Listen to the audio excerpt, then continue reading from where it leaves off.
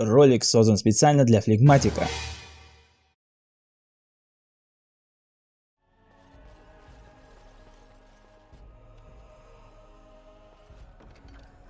Так, что это?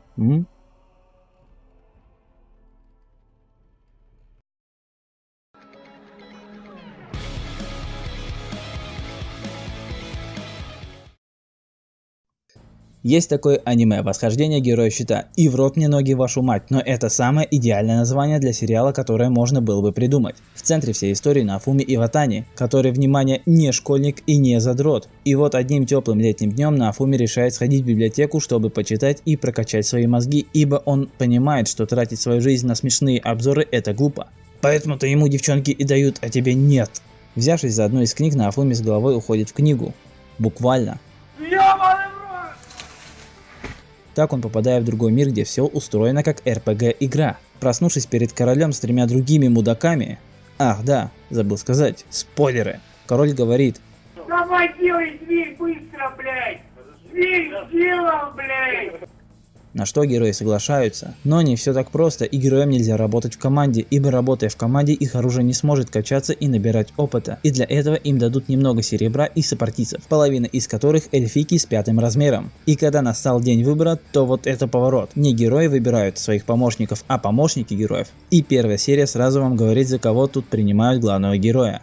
Ну и пусть они катятся лесом, вы наверное подумали. Да вот только у героя Щита есть небольшой недостаток. Он не может атаковать.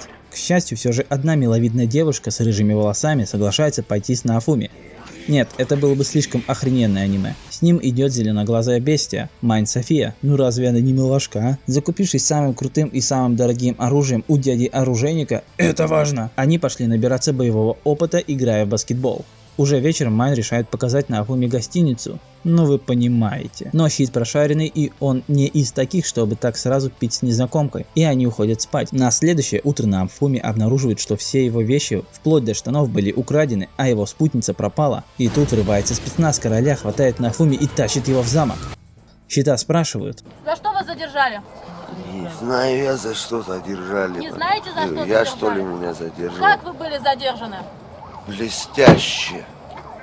И тут мы узнаем, что Нафуми обвиняют в самом страшном преступлении королевства. И я вам хочу сказать, что такие эмоции, как от этой серии, этого аниме, я в жизни не испытывал. Я настолько был в шоке, что после просмотра первой серии, которая идет, внимание, 40 минут, я пошел смотреть не вторую серию, а пересматривать первую с 20 минуты. В общем-то, данную ситуацию можно описать лишь как: пацан к успеху шел, не получилось, не фартануло. И так как наказать героя они не могут, то король просто вышвыривает его из замка, почти голым и без денег. Благо он находит себе одежду, и так как все думают, что щит преступник, никто не хочет иметь с ним дело. Целыми днями Нафуми только и делает, что охотится и спит на улице. И после просмотра этого сериала я понял очень интересную вещь. Первая серия это лишь вступление. Начиная со второй серии, история щита превращается в историю настоящего бизнесмена. И я сейчас даже не шучу. Главный герой, который приезжает в чужой город, где его кидает девушка и оставляет без денег, пытается как-то заработать. Ему постоянно мешают конкуренты, но несмотря на все препятствия, он удачно вкладывает свои последние деньги и поднимается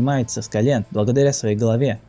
Блин, да эту историю можно втирать хомячкам на бизнес-тренингах покруче истории, как я в 15 лет заработал свой первый миллион. Теперь скажу пару слов про персонажей, которые мне запомнились помимо Щита. Рафталия, девушка-енот.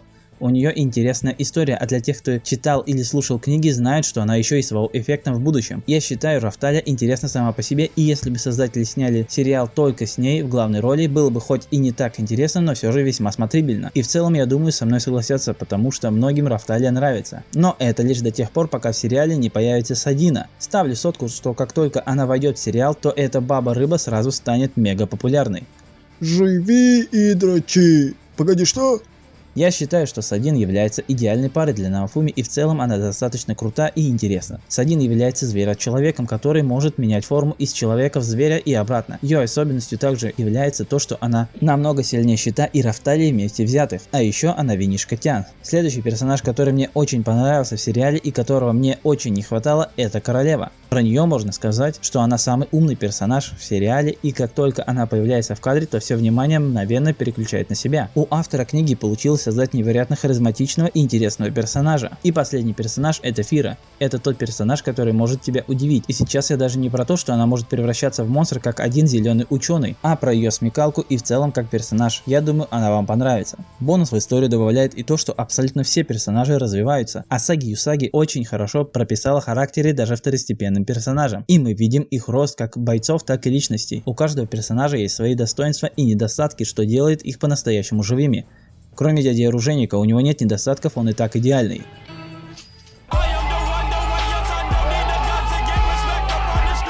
Сейчас будет небольшой спойлер, так что если ты не смотрел сериал, выключи звук, пока в левом нижнем углу есть красный квадрат. Единственный персонаж, которого раскрыли не так, как мне хотелось, это Грасс, пришелец из другого измерения. Но в ее оправдании скажу, что в книге мы читаем все от лица Наофуми, и это обыгрывается так, что мы должны знать ровно то, что знает Наофуми, а он про Грасс знает ровным счетом ничего, кроме одной единственной вещи, что она гребаный терминатор и способна в одиночку раскидать всех героев, кроме Наофуми. Хотя я думаю, что если бы она была более серьезной в их первой встрече, то она бы и с ним справилась. Она убила пожирателя одним ударом. Насколько же она сильна? Не лезь, блядь, дебил, сука, ебаный. Ты чё, хуёво, тебе сказали, что ли? Залезь нахуй обратно, блядь. Дебил, блядь. Она тебя сожрет, блядь, нахуй ты. Блядь! Сука! Ебан! Блядь! Да, блядь, сука! Ёбни нахуй! Да как ее ёбнуть, блядь, дебил, сука, ты ебан! Палку давай! Палку давай, блядь! Дебил ебучий! Сука ты! Сука ебан косоголовый, блядь! Тупорылая залупа, блядь!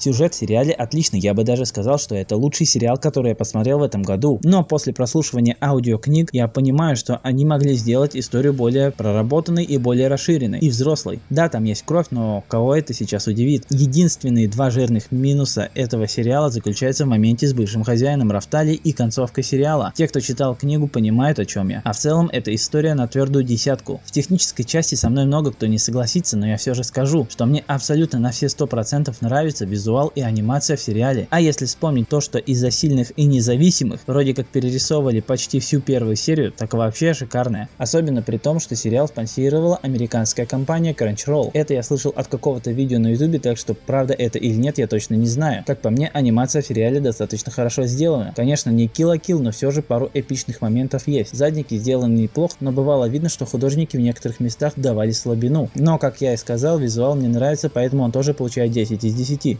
Музыка в сериале хороша, но вот второй опенинг, он хоть и выполнен на высоком уровне, тем не менее, под атмосферу сериала он не слишком хорошо подходит. Мне кажется, им стоило сделать не попсовую музыку, которая запоминается, а хард-рок, как в сериале «Непопулярная девочка».